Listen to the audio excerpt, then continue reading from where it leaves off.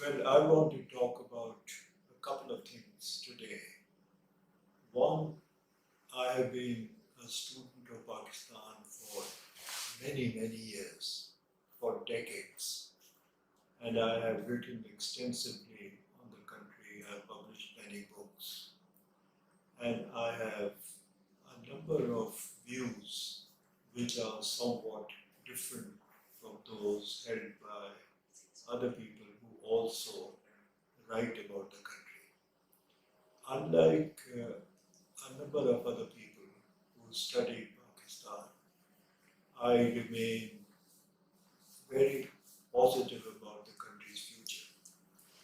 This is for a number of reasons. The first is that Pakistan, unlike so many other countries, started uh, as a poor country with practically no institutions. Unlike India, which, when it became independent, had a functioning capital which was created by the British, a functioning government, fair amount of industry, good financial sector, banks, and so forth. Pakistan had none of these. It didn't have a capital. It didn't have a financial sector. Uh, there were only two industries in Pakistan, one a small textile mill and one a cement plant. And that was all there was to it.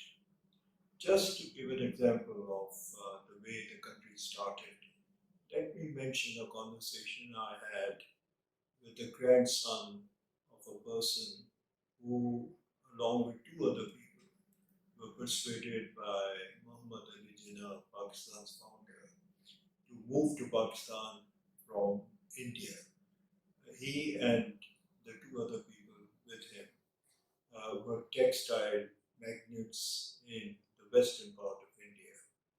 They accepted Jinnah's entreaty and came to Pakistan and started working on establishing textile mills around Karachi. Karachi was then a very small city, uh, was had begun to explode in size as refugees arrived. So this man said to me that his grandfather, along with the two other individuals who had accepted Jinnah's invitation, uh, were called by Jinnah to the government house, and Jinnah said to them that about a month is going to pass and we need to pay our civil servants, and we have absolutely no money with us. So could you please help? And they were very surprised by that request. And Jinnah said, Ghulam Muhammad, who was the finance minister then, came to see me and said, unless we get some money somehow, we will not be able to pay these people. So Jinnah asked these three uh, rich people, please help out. And they said, how much money do you need? And he said, oh, I forgot to ask Ghulam Muhammad how much we need. So then the three of them uh, consulted each other, and they said to Jinnah that we'll write three checks for you, and we will not put an amount. You write the amount on the checks that you need, and we will tell our bankers that no matter whether we have ready cash for this or not, you honor the checks. And that's how Pakistan went through the first month of its existence. There are a number of other stories that I can tell as to how difficult it was for Pakistan to begin as a nation. But not only did it survive, it made tremendous progress. There are people who say, by the way, it has become a bit of a fashion in Pakistan to be very negative about the country. People talk in kind of expression of despair, and I don't share that. Pakistan has faced many, many problems the last 75 years or so, but has managed to do well despite them. It has had the nerve and the institutions to overcome crisis and make progress. I recently read a book. I won't name the book and I won't name the author because neither the book nor the author made much sense for me. But he is so negative about the country that it surprised me. He doesn't call Pakistan Pakistan, he calls it the land of the pure and pious. He doesn't call Imran Khan, he calls him the captain. And then he's extremely negative about Pakistan's 75 years and where Pakistan is likely to go. My view is that Pakistan has an enormous potential. And let me mention three or four things that are part of this potential. One is Pakistan's location. It sits right on top of India, which means if India was to connect itself to the north or to China, it has to pass through Pakistan. And considering that Pakistan and India have never had good relations, that's not possible for India. So location is one extraordinary advantage for Pakistan. The second is Pakistan has a very large population. Some people say a large population is a liability. I consider a large population to be an asset, especially when it is young. Pakistan has one of the youngest population in the world. In fact, if I remember my numbers correctly, it is the third or the fourth youngest population in the world. The only other countries that are younger are in Africa. A young population is an asset.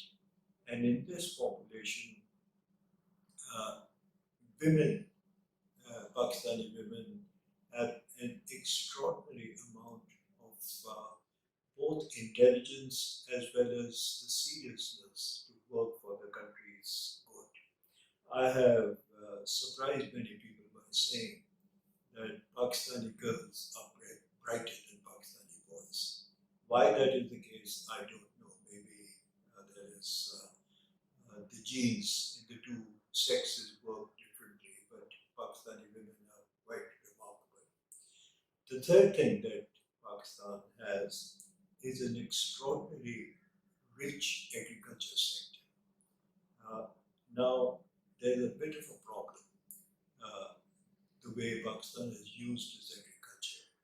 It is, Pakistan uses a lot of water, and this water is irrigated, which means that the rivers that came to Pakistan's share after the 1960 agreement with India uh, were tapped and canals were made, and these canals bring water to the land which was virgin land before the canals were built. There is no other large country which uses water for producing grains, and by that I mean wheat and rice. Pakistan should be using expensive water that it has to produce high value added crops like fruits and vegetables and animals rather than food grain because that's where the endowment is. People say, well, then Pakistan will become a food deficit country. Really doesn't matter. If you are exporting enough high value added crops, you can always import wheat. There is a lot of wheat around this world and it can be brought to Pakistan.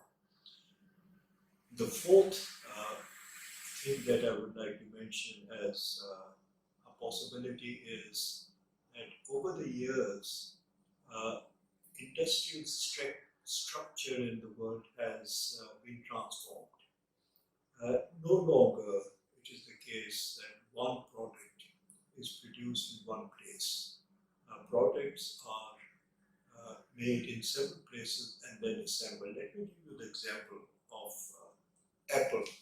All of us use Apple computers or Apple iPads and so on.